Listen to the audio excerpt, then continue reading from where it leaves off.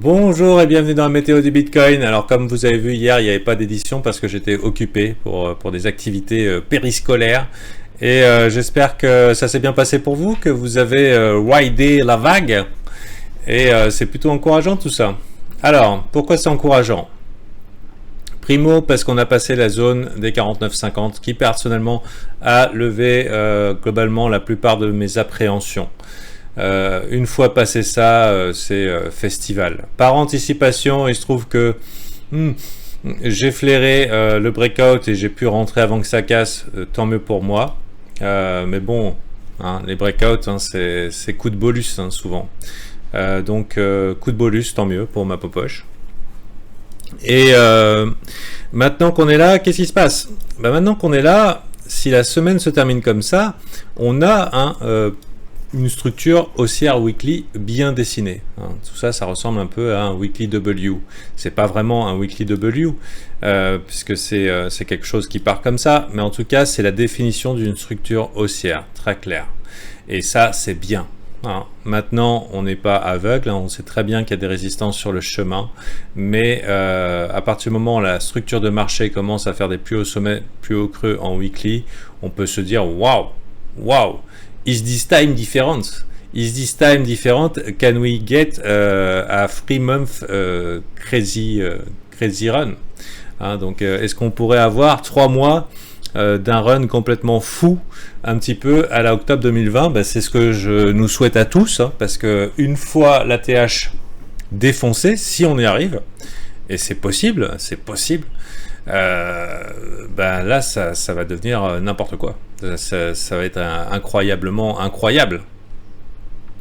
Parce que si on arrive à défoncer un top long terme de cette catégorie-là, parce que c'était pas rien, hein, c'est 1, 2, 3, 4, 4 tentatives de stab bien repoussées, hein, avec des niveaux relativement bien définis. Hein. Donc globalement ici les bears en contrôle. Alors est-ce qu'ils ont envoyé la purée? Ils n'ont plus rien. Donc là je me place au niveau des corps de chandelle, voir exactement ce qu'ils n'ont pas envie que ça traverse.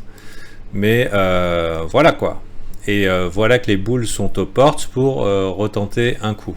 Il ne nous reste plus qu'à espérer que ceux qui ont voulu marquer un top ici aient épuisé toute forme de supply, c'est-à-dire ils ont tout envoyé pour faire crash le marché, tout ce qu'ils ont réussi à faire c'est ça, ils ont plus trop de bitcoin, comment on fait? Ils ont tenté à 49,50, ils y sont pas arrivés, est-ce qu'ils en ont encore? C'est ça la question que je me pose, c'est est-ce que les bears ont encore du jus? Ou alors est-ce que les bears ont la tête sous l'eau? Et en tout cas ils sont en train de se faire déborder et c'est plutôt très très intéressant. Donc maintenant, vous comprenez bien que c'est pas le meilleur endroit pour rentrer. Bien sûr, il y a des trades court terme. Je suis très bullish sur le Bitcoin, mais acheter les résistances long terme, c'est chaud la braise. Hein. Mais pourquoi pas s'installer en dessous, maintenir les gens dans le doute, et puis paf, la jolie news hein, qu'on attend potentiellement, c'est le narratif hein, qui nous est sorti, c'est la possible acceptation d'un ETF. Gros achats en spot, plus gros achats sur le CME, les CME Futures, donc même des records d'achats sur les CME Futures, donc il semblerait qu'il y ait des gros poissons de la finance traditionnelle qui aient eu envie de rentrer là-dedans et un peu en mode FOMO. Donc qu'est-ce qu'ils sont en train de pricer l'ETF? C'est a priori l'idée dans une théorie, j'achète la rumeur, je vends la news, bah, il semblerait qu'il y en ait qui soient en train d'anticiper une acceptation d'entrée d'argent institutionnel sous la forme d'ETF bientôt. Donc c'est good, et je dirais que si un bannissement Bitcoin répété de la Chine n'a pas pu faire plus affreux dans le prix, Powell qui dit qu'il ne bannira pas le Bitcoin, je dirais que la voie est relativement libre. On attend juste les good news qui vont nous aider à faire péter tout ça. Donc ça, c'est pour le long terme. Donc si vous voulez rentrer éventuellement long terme sur le Bitcoin, bah, il faut accepter une certaine forme de la volatilité. Hein. Ça veut dire que la structure de marché, et on repasserait en bear market, c'est avec une acceptation sous les 39 000. Pour l'instant, à mon avis, c'est assez improbable. Mais c'est 30%. Hein. Ça veut dire que partir all-in là, ça peut vous exposer à des souffrances. Si on a ce genre de fluctuation ici. Un des plays les plus safe, si vous n'êtes pas dedans maintenant, c'est d'attendre la traversée de ce bordel. Donc un breakout, un dip, et ensuite YOLO. Le ciel est la limite. Donc voilà. Personnellement, vu que je suis rentré à un point clé ça me permet d'être relativement serein. Déjà, je suis rentré beaucoup plus bas, j'ai pris le run, ensuite j'ai attendu de voir confirmation, paf, j'ai pris le breakout, ce qui fait que mon entrée est sous breakout, et résistance égale support. Donc j'ai pas envie de retaper là-dedans.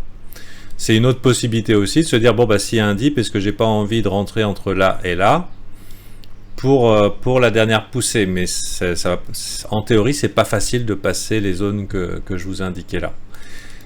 Cependant, entre la Bitcoin dominance et la tête de Ethereum BTC et de beaucoup d'alt contre le Bitcoin, il semblerait que le King soit en mode je vais vous montrer ce que j'ai sous le coude. Donc pour l'instant, je pense pas qu'il y ait des raisons d'être euphorique. Je pense encore qu'il y a de l'argent pas mal sur le côté, que le play populaire, ça reste quand même d'être sur les altcoins, hein, ça l'a toujours été depuis longtemps. Un Bitcoin à 54 000, ça excite plus la foule. Hein. Et il faut quand même raison garder, c'est pas incroyable, hein, une pump de 6% dans la journée, c'est pas incroyable. Quand le Bitcoin va nous faire des mouvements style AVAX et Solana, là vous allez voir un petit peu les visages fondre sur les crânes. Hein. Donc pour l'instant on n'y est pas. Donc oui, c'est bullish, c'est très clairement bullish. Le fait que ça soit monté relativement lentement, ça ajoute disons de la puissance à ce move. Et maintenant, voyons voir un peu la conviction de ceux qui sont en train de bouger ce marché. Est-ce qu'ils ont les moyens d'absorber tout le supply et est-ce qu'ils en ont la volonté? Si vraiment il y a quelque chose d'énorme qui nous arrive, ils seront très contents d'acheter tout ce qui nous est offert ici. Parce qu'une fois passé, c'est 1x2 et 1x3. Hein. Donc voilà, donc plutôt encourageant. Et bon bah je pense qu'il vaut mieux être Bitcoin maxi en ce moment, ou en tout cas un peu tard, mais il vaut mieux se focus sur le Bitcoin en ce moment, jusqu'à vraiment ce qu'on voit une fatigue dans le momentum, mais là c'est pas le cas, là on est dans une accélération du mouvement. Donc personnellement pour les alts, je vais attendre un peu. Même sûrement, il y aura sûrement quelques-unes qui vont tirer leur épingle du jeu, mais c'est le moment d'être focus sur le Bitcoin. Et une fois que tout le monde dira ouais, Bitcoin is king, haha, all in Bitcoin, peut-être c'est déjà le cas, je sais pas. Hier j'étais sorti toute la journée, donc j'ai pas trop de visuel sur le sentiment. J'ai vu qu'on était passé en extrême grid. Bon, la méthode de calcul peut être un peu faussée, ou en tout cas mise en doute. Bon, sachez qu'Extreme Grid, ça peut durer des mois. Hein. La grid, c'est bon. C'est bon pour l'enthousiasme sur les marchés, surtout s'il y a des gens qui hésitent, qui avaient besoin de confirmation. Et vous voyez, en Extreme Grid, on est resté un temps relativement infini l'année dernière. Donc, alors que l'Extreme Fair, on y reste en général pas longtemps.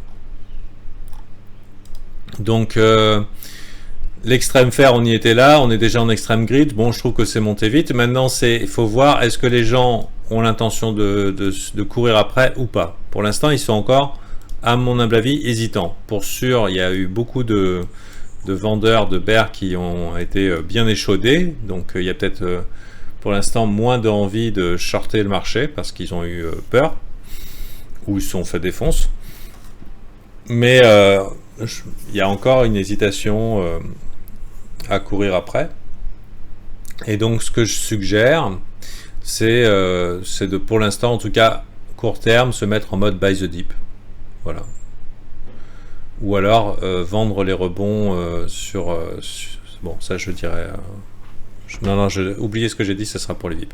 En parlant de VIP, vous pouvez accéder à mon service jusqu'au 30 novembre, il y a une promotion. Après c'est fini, hein, je ne fais pas d'autres promotions dans l'année. C'est une longue campagne promotionnelle que je fais chaque année, c'est celle du Black Friday, 50% à l'année. Si vous voulez venir, vous pouvez. Il y en a qui ont déjà eu leur calotte hein, dans les premiers jours. Pour les mettre bien sur les rails, hein, survie avant tout. Et ici, vous pouvez voir un petit peu les avis des gens dans Review VIP. Hein, c'est complètement libre hein, ce qu'ils disent. Donc voilà. Allez, bonne journée à vous et à bientôt.